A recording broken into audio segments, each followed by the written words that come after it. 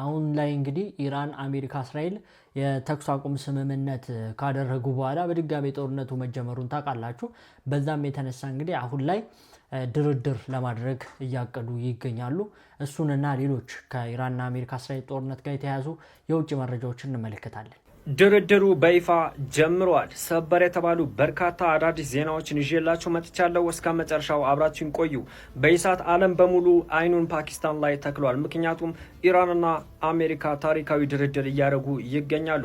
የኢራን የመጀመሪያ የመደራደሪያ ሀሳብ ወይም የመጀመሪያ ጥያቄ የነበረው በኢራን አሸናፊነት ተጠናቋል። እሱም ምንድነውና ሌላም በርካታ ነገሮች አሉ። እስከ መጨረሻው አብራችሁን ቆዩ። ኢራን የመጀመሪያ የድርድር ሀሳብ ወይም አሜሪካ በኢሳት የተቀበለችው በተለያዩ የዓለም ሀገራት የኢራን ንብረቶች ታግደው ወይም የኢራን ሀብት ታግደው ይገኛሉ። በኳታርም ጭምር ባንኮች የታገዱ የኢራን ንብረቶች ሙሉ ለሙሉ እንዲለቀቁ የሚለው ሲሆን በዚህም አሜሪካ ተስማምታለች። ኢራን አሸንፋለች። በሌሎች የመደራደሪያ ሀሳቦች ላይ በኢሳት ድርድሩ የቀጠለ ሲሆን ኢራን ያው ባለፈው እንዳለችው የራሷ ቀይ መስመሮች ወይም ደግሞ አላስነካም ያለቻቸውን መብቶች እንደምታስከብር ሁሉም እየገመተ ይገኛል። የኢራን መንግስት ቃል አቀባይ ፋጢማ በኢሳት ተደራዳሪ ልኡካችንን ወደ ፓኪስታን መላካችን ለድርድር ያለንን ቁርጠኝነት ያሳያል። ነገር ግን አሁንም እጃችን ቃታ ላይ ነው። ያው እኛ አናምናቸው ማለት ነው። ወይም በማንኛውም ሰዓት ምንም ነገር ሊፈጠር ስለሚችል እንደባለፈው አንዘናጋም የሚል ሀሳብ ነው። አሜሪካ እስራኤል ትቅደም የሚለው አጀንዳውን ካላቆመች ጦርነቱ ይቀጥላል። የኢራን ምክትል ፕሬዝዳንት ሙሐመድ የአሜሪካ ተደራዳሪዎች ከቀጠናዊ ጥምረት ይልቅ የሀገር ውስጥ ፍላጎታቸውን ለማሟላት የሚንቀሳቀሱ ከሆነ ይሄ ድርድር ለሁለቱም ሀገሮች ጠቃሚ አይሆንም። አሜሪካ ወደ እስራኤል ትቅደም የሚለው ሀሳቧ ላይ የምታዘነብል ከሆነ ድርድሩ ያለምንም ስምምነት የመጠናቀቅ ሂደት ይኖረዋል። በዚህም ምክንያት ኢራን ራሷን የመከላከል እርምጃዋን አጠናክራ ትቀጥላለች ብለው አስጠንቅቀዋል። ኢራን ራሷን ለመከላከል ከምንጊዜውም በላይ የጠነከረ እርምጃ ለመውሰድ ትገደዳለች። በዓለም አቀፍም ደረጃ ከፍተኛ ዋጋ የሚያስከፍል ይሆናል ሲሉ ተደምጠዋል። በዚህ ሰዓት በፓኪስታን እየተደረገ ያለው የሁለቱ ሀገሮች ድርድር ከ40 ዓመት በኋላ የሚደረግ ታሪካዊ ድርድር ሲሆን ከዚህ ድርድር ምን ትጠብቃላችሁ? ሁላችሁም ኮሜንት ላይ አስቀምጡ። በዚህ ጉዳይ ላይ አዳዲስ መረጃ ሲወጣ ወዲያው አደርሳችኋለሁ። በደም ሼር፣ ኮፒ ሊንክ፣ ሪፖስት እያደረጋችሁ አደርሱት። በአሜሪካና በኢራን መካከል ድርድሩ ዛሬ ፓኪስታን ውስጥ ይካሄዳል ተብሎ እየተጠበቀ ባለበት ሰዓት የኢራንን ዴሌጌሽን የሚመሩት መሐመድ ባጋር ጋሊባፍ እዚህ ጋር ጥግ ላይ የምታዩቸው ሰውዬ የኢራን ዴሌጌሽን የሚመሩት እሳቸው ናቸውና ከደቂቃዎች በፊት ትዊተር ፔጃቸው ላይ ይህንን ትዊት አድርጓል። በዚህም እንግዲህ ድርድሩ ከመጀመሩ በፊት መካሄድ ያለባቸው ቅድመ ሁኔታዎች ብለው 2 ቅድመ ሁኔታዎችን አስቀምጠዋል። ከዛ ውስጥ የመጀመሪያው ምንድነው የኢራን ፎሬን ውጭ ላይ የተያዘባት አሴት ኦር ሲዝ የተደረገባት አሴት ኢሚዲየትሊ እንዲለቀቅላትና እንዲሁም በእስራኤልና በሊባኖን መካከል ሲስፋየር ኦር ተኩስ አቁም ስምምነት ሳይደረግ በፊት እኛና አሜሪካን ቁጭ ብለን አንነጋገርም የሚል ቅድመ ሁኔታ ማስቀመጣቸውን ተከትሎ ነገራቶቹ ላይ ጥያቄዎች አምጥተዋል። እንደምታውቁት አቶ ቢኒያም ይህ ሲስፋየር ከታወጀ በኋላ በብስጭት ተነስተው በደቂቃዎች ውስጥ በ10 ደቂቃ ውስጥ 250 ሰው መጨፍጨፋቸው ይታወቃል ሊባኖስ ውስጥ። ከዛ በኋላ እንግዲህ ሂዝቦላ ማጸፋውን እየመለሰ ዛሬም ቀኑ ሙሉ የሂዝቦላ ሮኬቶች እስራኤል ውስጥ እየወደቁ ጉዳት ሲያደርሱ ነበረ። ለማንኛውም አቶ ቢኒያም ግን ተኩስ አቁም ስምምነት አደርጋለሁ ከኔክስት ዊክ ጀምሮ ተኩስ አቁም ስምምነት እጀምራለሁ ያሉ ቢሆንም አቶ ቢኒያም የሚታመኑ አይደሉምና መጀመሪያ በአቶ ቢኒያም እና በሂዝቦላ መካከል ኦር በእስራኤልና በሉብናን መካከል ሲስፋየር ኦር የተኩስ አቁም ስምምነት ሳይደረግ በፊት እኛና አሜሪካን ተገናኝተን ኔጎሽዬሽናችንን ኦር ድርድራችንን አንጀምርም ብለው ትዊት አድርጓል ማለት ነው መሐመድ ባጋር ጋሊባፍ። ይህም ድርድሩ እንግዲህ ላግ ሊያደርግ ይችላል ወይ የሚል ጥያቄዎችን ፈጥሯል። ለማንኛውም ምን ሀፕን ያደርጋል የሚለውን አይገስ ዊል ለመላው ሙስሊም ዓለም የኩራት ጊዜ ነው ሲሉ ነበረ አስታራቂዋ ሀገር ፓኪስታን ጠቅላይ ሚኒስተር ሸህባዝ ሸሪፍ። ይህንን ያሉበትን ዋነኛ ምክንያት ሁለት ሀገር አሜሪካና ኢራን ሊጠፋፉ ባሉበት ጊዜ አስታራቂ ሆና ጦርነቱን ያስቆመችው ፓኪስታን ስለሆነች ነው። በዚህም የተደሰቱት አሁን ላይ በዓለም የሚገኝ ሙስሊም የኩራት ጊዜ ነው ሲሉ ነበር። እንግዲህ ይህንን የማስታረቅ ዲፕሎማሲያቸውን ተጠቅመው እየተናገሩት ነው። ነገ ቅዳሜ ይጀመራል ተብሎ የሚጠበቀው በአሜሪካና በኢራን መካከል ቦታው ደግሞ የተመረጠው ያው የፓኪስታን ዋና ከተማ ኢስላማባድ ነው። እናም የድርድሩ ዋና ተሳታፊ የሚሆኑትና አደራዳሪው ደግሞ ራሳቸው ጠቅላይ ሚኒስተሩም እንደሆነ ታውቋል። ነገ እንግዲህ የሚጀመረው ይህ ድርድር በኢራን በኩል የውጭ ጉዳይ ሚኒስተሯ አባስ አራጋቺና እንደዚሁም ደግሞ የፓርላማ አፈ ጉባኤው መሐመድ ባገር እንደሚመሩት ታውቋል። በአሜሪካ በኩል ደግሞ የአሜሪካ ምክትል ፕሬዚዳንት የሆኑት እንግዲህ ይህንን ድርድር ይመሩታል ተብሎ ይጠበቃል።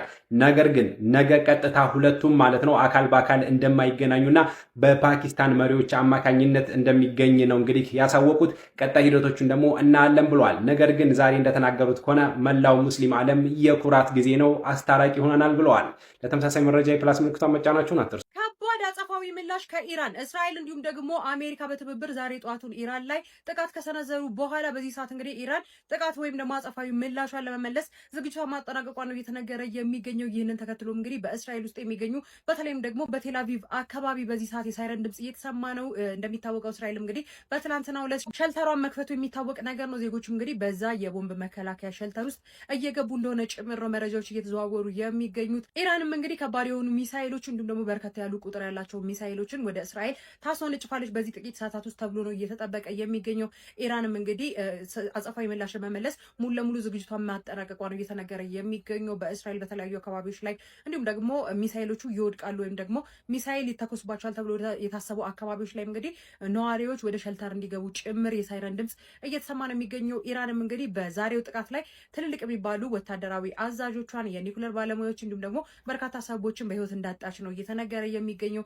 እንዲሁም ደግሞ ያልተጣሩ ግን ትልልቅ የሚባሉ ባለስልጣናትም ጭምር ስማቸው እየወጣ ነው የሚገኘው። ነገር ግን ኢራን ስለ ሟቾቹ ምንም ያወጣችሁ መረጃ የለም። በዚህና በሌሎች አዳዲስ መረጃዎች በፍጥነት ይዤላችሁ እመጣለሁ። ፕላስ ምልክቷን ተጭናችሁ ጠብቁ። መልካም ቀን ይሆንላችሁ። ጋይስ ኒውዮርክ ታይምስ አንድ አስቂኝ መረጃ ይዞ ወጥቷል። ነገር ግን ነገሩ ውሸት ነው። ኢራኖች የሚጫወቱት ጨዋታ ይመስለኛል። ምክንያቱም ደግሞ መጨረሻ ላይ የምነግራችሁ ይሆናል። እንግዲህ የኒውዮርክ ታይምስ ዘገባ እንደሚለው ከሆነ ኢራን በሆርሙዝ ያጠመደቻቸው ፈንጂዎች በሙሉ ማግኘትና ማክሸፍ ባለመቻሏ የሆርሙዝ ሰርጥን ሙሉ በሙሉ መክፈት እንዳልቻለችም እንግዲህ አልቻለችም ሲል እንግዲህ ኒውዮርክ ታይምስ ዘግቧል። ነገር ግን ነገሩ ውሸት ነው። ኢራን በተደጋጋሚ ተናግራለች። አሁንም እየተደራደረችበት ያለችው ነገር ነው። የሆርሙዝ ሰርጥ ሙሉ ለሙሉ በቁጥጥሯ ስር አውላ ማለት ነው። ከዚህ በኋላ ከዛ በኩል የሚያልፉ መርከቦች እያንዳንዳቸው ማለት ነው በኢራን ሪያል ማለት ነው እንዲከፍሉ ትፈልጋለች። ያ ደግሞ ምን ታደርግበታለች? ራሷ የኢራን ሚዲያዎች ይዘውት እንደወጡ መረጃዎች ማለት ነው የሆርሙዝ ሰርጥ ያገኙት ብርም የጦር አቅማቸውን በደንብ ማደራጀትና እንዲሁም ደግሞ የሀገራቸው መሰረተ ልማቶችን በደንብ እስካሁን ድረስ የወደመባቸውን ወደ ነበረበት መመለስና የሀገራቸው ኢኮኖሚ ማጠናከሪያ ወይም ደግሞ ለማጠናከሪያነት መሆን እንደሚፈልጉና ከዚህ በኋላ የሆርሙዝ ሰርጥ ሙሉ ለሙሉ በኢራን ቁጥጥር ስር እንዲሆን እንደሚፈልጉ በተደጋጋሚ ገልጸው እንዲሁም ደግሞ አሁን ላይ ማለት ነው ፓኪስታን ላይ ባለውም ድርድር ዋና የመደራደሪያ እንትናቸው ዋና ነጥባቸውም እንግዲህ የሆርሙዝ ሰርጥ በኢራን ቁጥጥር ስር እንድትሆን ነው። ጨዋታቸው ይመስለኛል የሆርሙዝ ሰርጥ መክፈት ያልቻልነው ፈንጂዎችን ሙሉ በሙሉ ማግኘት ስላልቻልን ነው ብለዋል ሲል እንግዲህ ኒውዮርክ ታይምስ ይዞት የወጣው መረጃ እጅግ አነጋጋሪና ውሸትም የሞላበት ጭምር ነው። በአዲስ መረጃ መልሳለሁ። ሌላኛው አንድ መረጃ ልጨምርላችሁ። እንግዲህ ዶናልድ ትራምፕ ድርድሩ ካልተሳካ ማለት ነው ጦርነቱ ይቀጥላል ሲሉም ተናግረዋል። እንግዲህ ዶናልድ ትራምፕ ማለት ነው በፓኪስታን የሚካሄደው የሰላም ድርድር ካልተሳካ አሜሪካ ለጦሩ ዝግጁ ነች ሲሉም ገልጸዋል። ድርድሩ ገና ሳይካሄድ ማለት በተደጋጋሚ የዛቻ መግለጫዎች እያወጡ ይገኛሉ። ምን አዲስ ነገር ይገኛል? እንግዲህ ማጋራችሁ ይሆናል። የዓለም ትኩረት በሙሉ አሁን ፓኪስታን ላይ ሆኗል። አዲስ ነገር ካለ ቶሎ አጋራችኋለሁ። ሼር አድርጉት። መልካም ቀን። ብሬኪንግ ጋሻ አሁንም ድርድሩ ለመበጥበጥ እየሞከሩ ነው። ከጀርባ የምታዩት የአሜሪካ የባህር ኃይል ዲስትሮየር የሚባል መርከብ ዛሬ ሁርሙዝ ሰርጥ ለማቋረጥ ሞክሮ እንደነበረ እየተነገረ ነው ያለው። ይህም ደግሞ ፓኪስታን ውስጥ ድርድር ልክ መጀመሩን ተከትለው እንዲህ አይነት እንቅስቃሴዎች ከጀርባ ትሬቸረስ የሆኑ እንቅስቃሴዎች እየተደረጉ የነበረው። ዶናልድ ትራምፕም የሁርሙዝ ሰርጥን ከተቀበሩ ፈንጂዎች የማጽዳት ስራችንን ጀምረናል ኦር ሙከራ ጀምረናል የሚል ነገር ትዊት አድርገው ነበረ። ለማንኛውም ኮንፍሊክት ሪፖርቶች ናቸው እየወጡ ያሉት። አንድ መርከብ ነው የሚል አለ፣ 3 ናቸው የሚሉ ሪፖርቶችም አሉ። አክሲዮስ ደግሞ ሴቨራል ብሎ ዘግቦታል፣ በርካታ ብሎታል። ለማንኛውም አኮርዲንግ ቱ አክሲዮስ ደግሞ እነዚህ መርከቦች የሁርሙዝ ሰርጥን አቋርጠው ወደ ገልፍ ሀገራት ወደ አሬቢያን ወደ ፐርሺያን ሲ ከገቡ በኋላ እንደገና መልሰው ደግሞ ሁርሙዝን መልሰው አቋርጠው ወደ ኋላ ተመልሰዋል፣ ወደ ኢንዲያን ኦሽን ተመልሰዋል የሚል ሪፖርት ይዘው ወጥቷል።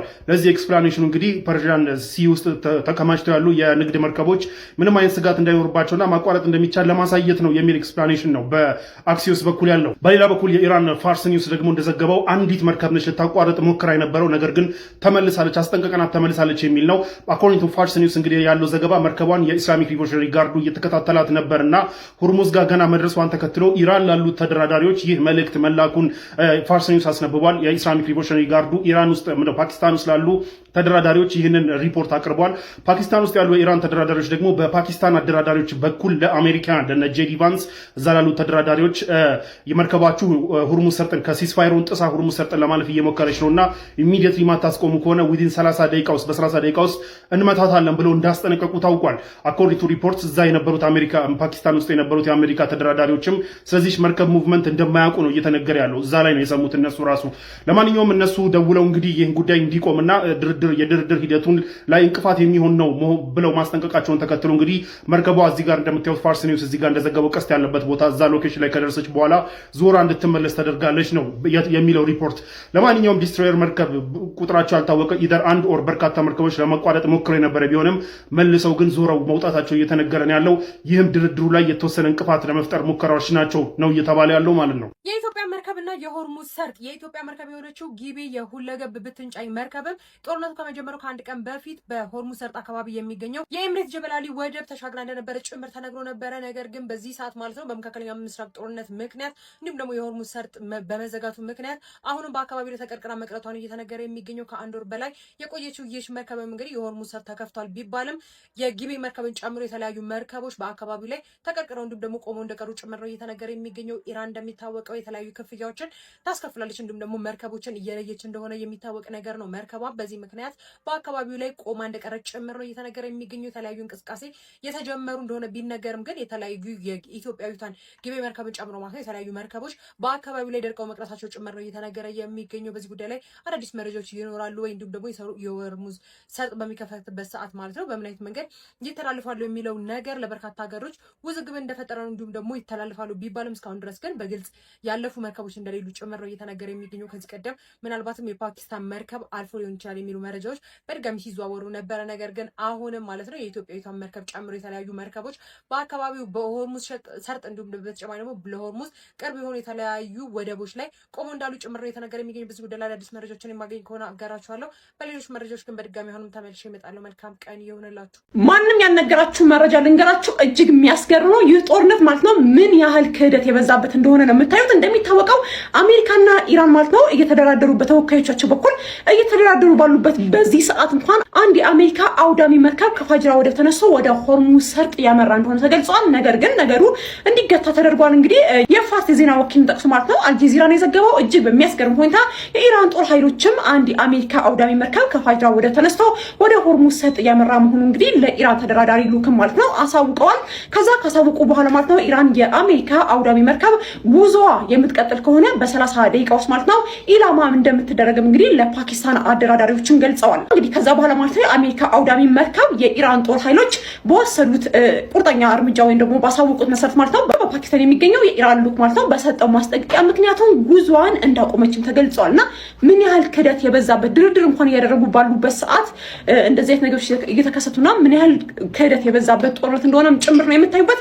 አዲስ ነገር ሲኖር አሁን ተናገራቸው። ነገር ግን በደንብ ሼር እና ኮፒ እያደረጋችሁ እየተደረሰ አይደለም። ቪዲዮችን ገብታችሁ ያቸው በደንብ ሼር አድርጉት። በአዲስ መረጃ ሲኖር ተደርሳችኋል። ዛሬ የምናየው አቶ ቢኒያም እንዴት ዶናልድ ትራምፕን አሳምነው እዚህ እሳት ውስጥ እንደማገዱት ነው የምናየው። ኒውዮርክ ታይምስ ዲቴይል ሪፖርት ይዞ ወጥቷል። ከጀርባ ሲካሄዱ የነበሩ ነገራቶችን ዲቴይል ሪፖርት ይዞ ወጥቷል። ስለሱ ነገር ልንገራችሁ። ናው ጦርነቱ ባይ ዘ ዌይ አቶ ቢኒያም ከዚህ በፊት ከጆርጅ ቡሽ ጀምሮ ጆርጅ ቡሽን ደን ኦባማን ደን ባይደን እነዚህን ፕሬዚዳንቶች በሙሉ በተደጋጋሚ ሲለምን የነበረ ቢሆንም ኢራንን እንዲያጠቁለት ሲለምን የነበረ ቢሆንም the only stupid person ሰምቶት የገባው ግን አቶ ትራምፕ ነው። ናው እንዴት አሳመነው የሚለውን ነገር ሲናውራ ናው ፌብሩዋሪ 11 ላይ ጦርነቱ ፌብሩዋሪ 28 ሊጀምር ፌብሩዋሪ 11 ማለት ኦልሞስት ከ10 ምናምን ቀን በፊት አቶ ቢኒያም ወደ አሜሪካ ይሄዳሉ። ከማጋ ከሞሳድ ዳይሬክተር እና የተለያዩ የእስራኤል የሚሊተሪ ኦፊሻሎች ጋር በመሆን ወደ አሜሪካ ሄዱና በኢራን ጉዳይ ለማውራት ይንቀሳቀሳሉ ማለት ነው። ናው ፌብሩዋሪ 11 ላይ አሜሪካ ከገቡ በኋላ ሲቹዌሽን ሩም ውስጥ በጣም ሌሎች ላይክ ቶፕ የአሜሪካ ኦፊሻሎች የሚባሉ እንኳን ባልሰሙበት በጣም የተወሰኑ የአሜሪካ ኦፊሻሎች ብቻ ከነዚህ ከአቶ ቢኒያም እና ሰዎች ጋር ይገናኛሉ። ናው በአቶ ቢኒያም በኩል ያሉት የሲአይኤ የሞሳዱ ዳይሬክተር አቶ ቢኒያም እና የእስራኤል የተወሰኑ የሚሊተሪ ኦፊሻሎች ሲሆኑ በትራምፕ በኩል ደግሞ በአሜሪካ በኩል ደግሞ ያሉት ዶናልድ ትራምፕ አሉ። ደን የጦር ሚኒስቴራቸው ፒት ሄግሴት አለ። ደን ፎሬን ሚኒስትራቸው ማርኮ ሩቢዮ አለ። ደን ደግሞ የሲአይኤ ዳይሬክተሩ አለ። ጄዲ ቫንስ ምክትል ፕሬዚዳንቱ በዛ ሰዓት አዘርባይጃን ነበሩ ነው የተባለው። እንደተባለው ይህ ሚቲንግ በጣም በአስቸኳይ የተደረገ መሆኑን ተከትሎ እንግዲህ ለዚህ ሊደርሱ አልቻሉም ጄዲ ቫንስ። እነዚህ ሰዎች ባሉበት እንግዲህ አቶ ቢኒያም ፕሬዘንቴሽን እንዳቀረቡ ነው የተነገረው። በዚህ ፕሬዘንቴሽን የኢራን መንግስት መጣል እንዴት ኢዚ እንደሆነ ነው ፕሬዘንት ያደረጉት። ህዝቡ ኦልሬዲ ተነስቶ አምጾ ጫፍ ደርሶ ነበር። አሁን ትንሽ ሰፖርት ነው የሚፈልገው። እኛ ሰፖርት ካደረግነው የኢራን መንግስት መጣል እንችላለን። ደን በአሜሪካና በዓለም በኩል ያለው ስጋት ሁርሙዝ ሰርጠን ኢራን ትዘጋለች የሚለውም ኢሚዲየትሊ መፍታት የሚቻል ነው። የኢራንን ባሊስቲክ ሚሳይል ፕሮግራም እንዲሁም ኔቪዎቿን ወዲያው አጥቅተን ሳምንት ባልሞላ ጊዜ ውስጥ በጣም በትንሽ ጊዜ ውስጥ ማዳከም ስለምንችል ሁርሙዝን መዝጋት አይችሉም። ፕራክቲካሊ መዝጋት እንዳይችሉ አድርገን ማዳከም እንችላለን። ቀላል ነገር የሚያሳስብ ነገር አይደለም ብለው ፕሬዘንት ማድረጋቸው ታውቋል። በሌላ በኩል ደግሞ ዲካፒቴት ካደረግነው አያቶላውን መግደል አለብን። አያቶላውን ከገደል ነው መንግስቱ ራሱ ኮላፕስ ሊያደርግ ይችላል። ደን ደግሞ ኦን ቶፕ ኦፍ ዳት ደግሞ አያቶላው ከተገደሉ ኤንድኛ ጥቃት ከፈጸምን ህዝቡ ይነሳልናል ብለው ፕሬዘንት አድርገዋል። ህዝቡ ይነሳልናል፣ በጎን ደግሞ ኩርዶች ይገባሉ።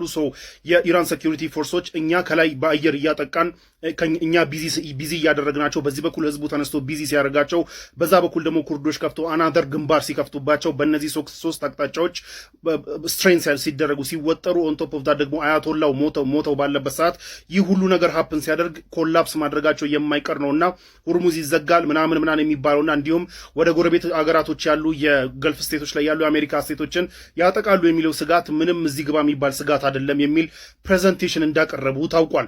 አቶ ቢኒያም ይህንን ፕሬዘንቴሽን በኮንፊደንስ ፕሬዘንት አድርገው ልክ እንደጨረሱ ዶናልድ ትራምፕ ኢት ሳውንድስ ጉድ፣ ይሄ አሪፍ ነገር ይመስለኛል ብለው ወዲያው እንደመለሱና ነገር ግን የዶናልድ ትራምፕ አድቫይዘሮች የዶናልድ ትራምፕ ዙሪያ ያሉት ባለስልጣኖች ማርኮ ሩቢዮ ምናምን እነዚህ የመሳሰሉት ኢቨን የሲአይኤው ዳይሬክተር ስኬፕቲካል ናቸው። በዚህ ጉዳይ ብዙም ጥርጣሬ ያለባቸው መሆኑን ተከትሎ እንግዲህ ተወያይተን ሀሳባችንን እናሳውቃቸዋለን ብለዋቸውና አቶ ቢኒያም እንደተመለሱ ታውቋል።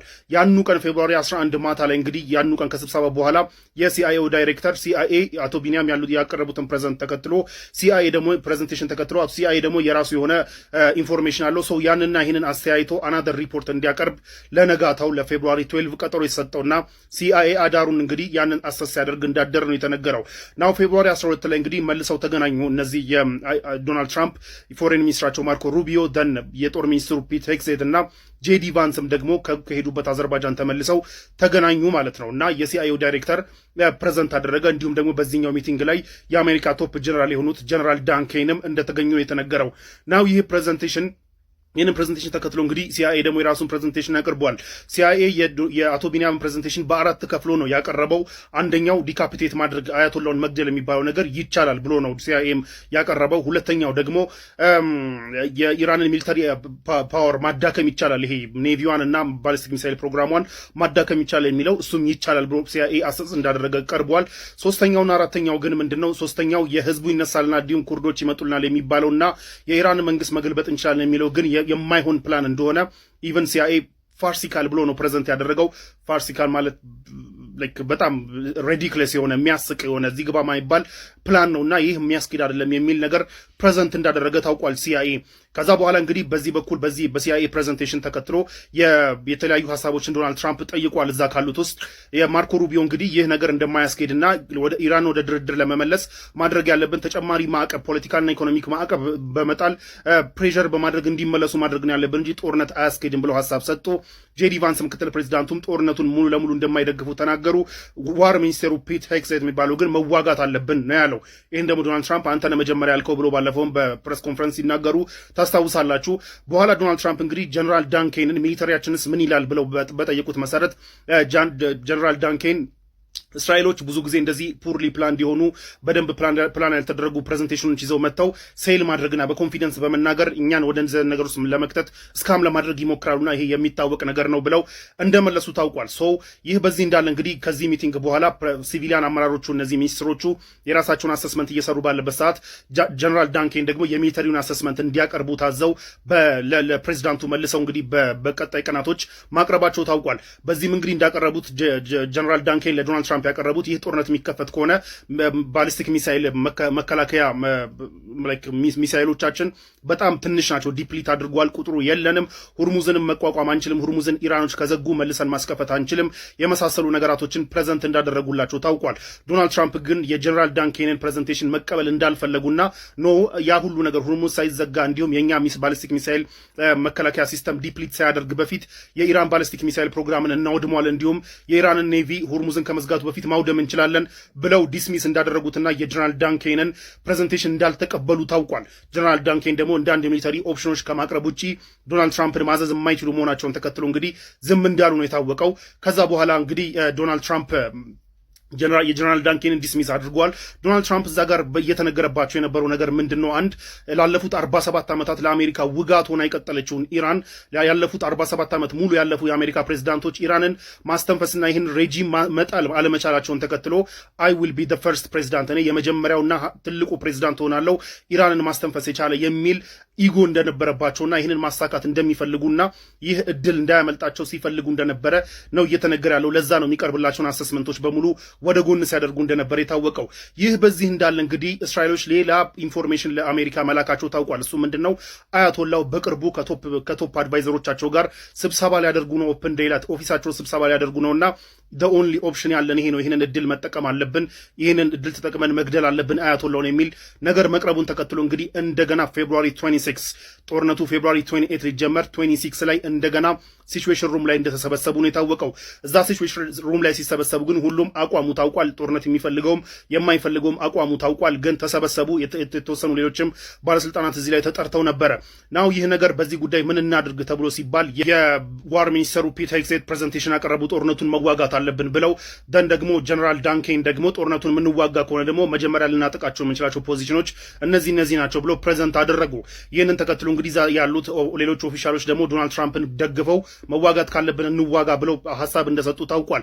ደን ማርኮ ሩቢዮ ደግሞ ፎሬን ሚኒስትሩ ደግሞ አሁንም መዋጋት እንደማይፈልጉና ነገር ግን መዋጋት ካለብንም የኢራንን ባሊስቲክ ሚሳይልና የኢራን ሚሊተሪ ማዳከም የሚለው ነው እንጂ መንግስት መጣል የሚባለው ከሆነ ጎላችን እንደማይሳካ እንወቅ፣ ካሁኑ እንደማይሳካ እንወቅ ብለው እንደተናገሩ ታውቋል። ከዛ በኋላ እንግዲህ መጨረሻ ላይ ሀሳባቸውን የሰጡት ጀነራል ጄዲ ቫንስ ቫይስ ፕሬዚዳንቱ ጄዲ ቫንስ ደግሞ ሀሳባቸውን ሲሰጡ አሁንም ጦርነቱ እንደማይፈልጉና ጦርነቱ ዲዛስተረስ እንደሆነና ይህ ጦርነት የዶናልድ ትራምፕን አሜሪካ ውስጥ ያለውን ፐብሊክ ሰፖርትም የሚከፍል ነው። ምክንያቱም ዶናልድ ትራምፕ ይህም ፐብሊክ ሰፖርት ያገኙት ሲጀመር ፎሬን ውጊያዎችን አልዋጋም ብሎ ነው ምርጫ የተመረጡትና ከዚህ ሁሉ አደጋ እንዲሁም ደግሞ ይህን ሚሊተሪ ጎል ማሳካት ይቻላል የሚባለው ነገር ፋርፌችድ መሆኑን ተከትሎ ይህ ጦርነት መቅረት አለበት ብለው እንደሚያምኑ ከተናገሩ በኋላ ነገር ግን ዶናልድ ትራምፕን እዋጋለሁ የምትል ከሆነ ግን አይ ዊል ሰፖርት ዩ እደግፋለሁ እንዳሉት ታውቋል። ይህንን ተከትሎ እንግዲህ ፋይናሊ ዶናልድ ትራምፕ እንዋጋለን ብለው ውሳኔ መወሰናቸውና ወደ ውጊያው መግባታቸው ታውቋል።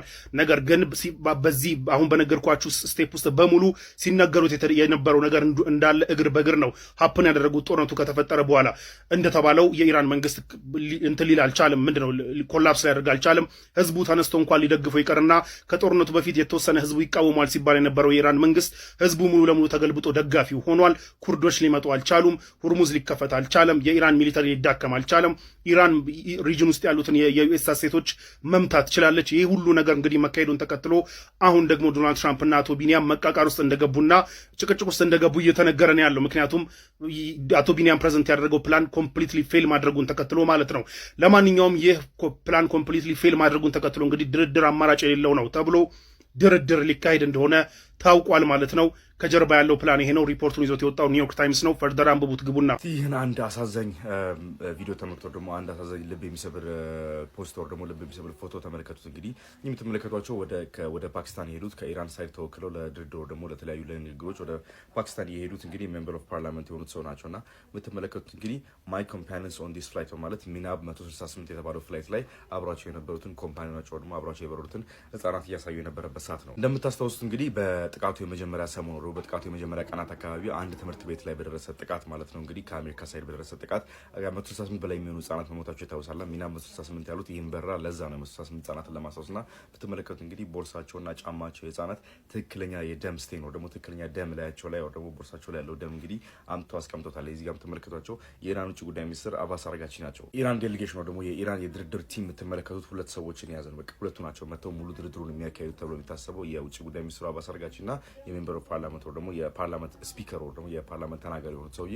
ይህ ሰውዬ ናቸው እና ከጀርባ የምትመለከቷቸው የፓኪስታን ፊልድ ማርሻል ደግሞ የፓኪስታን የዲፌንስ ሚኒስትሩ ዋና የሆኑት ፊልድ ማርሻል አሚር ሙኒር የሚባሉ ሰው ናቸው። ጊዜ ያው እንግዲህ ሙሉ የሚሊታሪ ጌላቸውን ለብሰው ነው የተቀበሏቸው በትናንትናው ዕለት ምሽት ማለት ነው። ከፍተኛ የሆነ ወታደራዊ አጀባ ይህ ሚራጅ 168 የተባለው ፍላይት እንግዲህ F-16ዎች በፓኪስታን F-16ዎች ታጅቦ ነው እንግዲህ ወደ ፓኪስታን ገብቶ ያረፈው ማለት ነው። በተያያዘም እንግዲህ የአሜሪካው የድርድር ቲም እነ ስቲቭ ዊትኮፍ ከዚህ በተጨማሪ ደግሞ የምክትል ፕሬዚዳንቱ እነ ጄዲ ቫንስን የያዘው አውሮፕላን እንደዚሁ በፓኪስታን አርፏል። ሁለቱም እንግዲህ ተራራሪ ቲሞች በአሁኑ ሰዓት ላይ በፓኪስታን ኢስላማባድ ውስጥ ነው የሚገኙ። ድርድሩ እንግዲህ ይካሄዳል ተብሎ የነበረው አርብ ነበር። እንግዲህ ዛሬ ቅዳሜ ነው። ድርድሩ ያልተካሄደበት ምክንያት ምንድነው? ድርድሩ ውስጥ መካተት ያለባቸው ነጥቦች እነዚህ ነጥቦች ካልተካተቱ ድርድር አናደርግም በማለት የኢራን ዴሌጌሽን ደግሞ የኢራን ተደራዳሪ ቲም አልመጣም በማለቱ ነበርና እነዛ ፖይንቶች አሁን በድርድሩ ላይ ተካተዋል ስለተባለ እንግዲህ ሁለቱም መጥተው ለድርድር ጠረጴዛ ላይ ይቀርባሉ ተብሎ ይታሰባል። ሁለቱም እርስ በርስ ፊት ለፊት ከመደራደራቸው በፊት ሁለቱም በተለያየ በፕራይቬት ወይ ደግሞ በተለያየ ሚቲንጎች የፓኪስታኑ ጠቅላይ ሚኒስትር ያገኙታል። የፓኪስታን ጠቅላይ ሚኒስትር ሻህባዝ ሸሪፍን ያገኛሉ ተብሎ ይታሰባል። ድርድሩ ምን አይነት ለውጥ ሊያመጣ እንደሚችል አብረን የምንመለከት ይሆናል። መልካም ቀን። እነሆ እንግዲህ አላህ ሰላሙን ያምጣ። እንግዲህ አላህ Subhanahu Wa Ta'ala ለዓለም ሰላሙን ያምጣልን እያለን የዛሬ ቪዲዮ እንዘጋዋለን ማለት ነው። ሀሳብ አስተያየቶቻችሁን ኮሜንት ላይ አስቀምጡ። አክሱም ላይ ያሉ ሙስሊም ወንድሞቻችን አላህ እንዲፈርጃቸው፣ አላህ እንግዲህ ሰላሙን እንዲያመጣላቸውና ፍትህም እንዲያገኙ ዱዓ በማድረግ እንዳትለዩዋቸው እላለሁ። ሳይ ነበርኩ። ሰሞኑን በጣም ቀዝቅዟል ቪዋችን። ላይክ በደንብ አድርጉ፣ ሼርም አድርጉ። አላህ በጀን ተገናኘን። ወሰላሙ አለይኩም።